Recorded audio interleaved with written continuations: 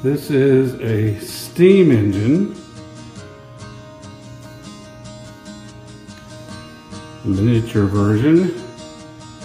It shows you the boiler, a little whistle. You can see the water level in there, and a pressure gauge, along with a relief valve for the water to empty it. The whistle is actually the steam release when it gets too hot. And this is a piston that is used to power a little generator, which will cause this light to go on. This is how electricity is made.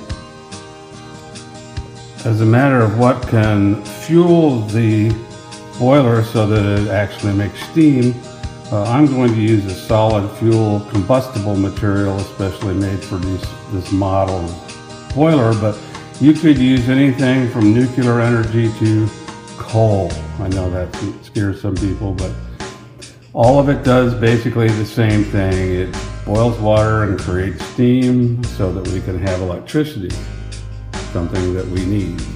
So I'm going to light this and start the process of boiling the water. It will take a few minutes.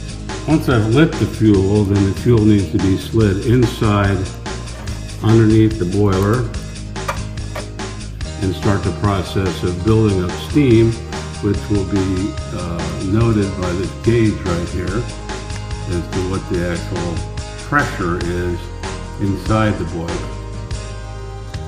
If you're interested in playing with these, they're made by a company called Wilesco, and it's a German-made product, and they're very well made. This one's several years old and still in beautiful condition.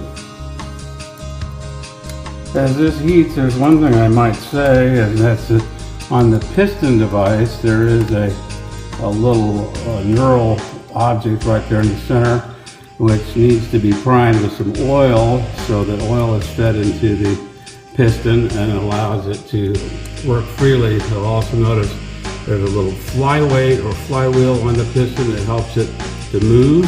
Once it goes up, it comes down, and that helps to turn this wheel, which turns the little rubber band device there, powers this generator, carries electricity to this light bulb. And we'll see that in just a few moments. You can hear the boiler starting to steam up, but it will take a little bit longer, so I will take a short break while it does that.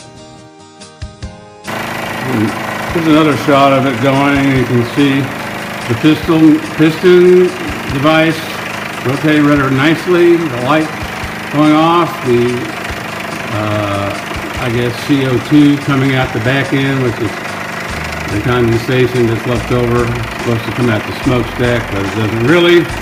And the steam is going through this valve right here and into the piston. Sorry for the blurry photography. Cause the light to go. Okay.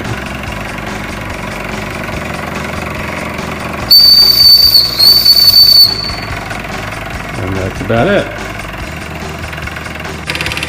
You can see that the steam level is staying well below the 1.5 bar mark on there, so that it isn't creating any anticipated danger. The piston's somewhat slowing down due to the lack of additional steam being able to be fed into the system. I do have a valve here which can allow more steam in, but there just isn't any more steam. There's no more electricity. And back to the Stone Ages.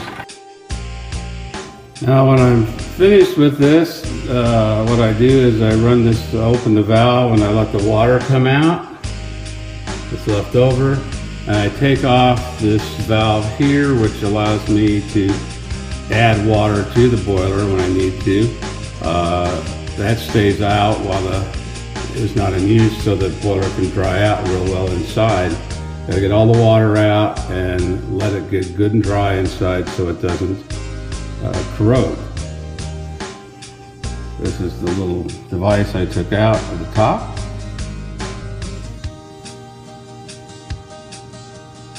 And this is the little funnel that you use to fill water into that same spot.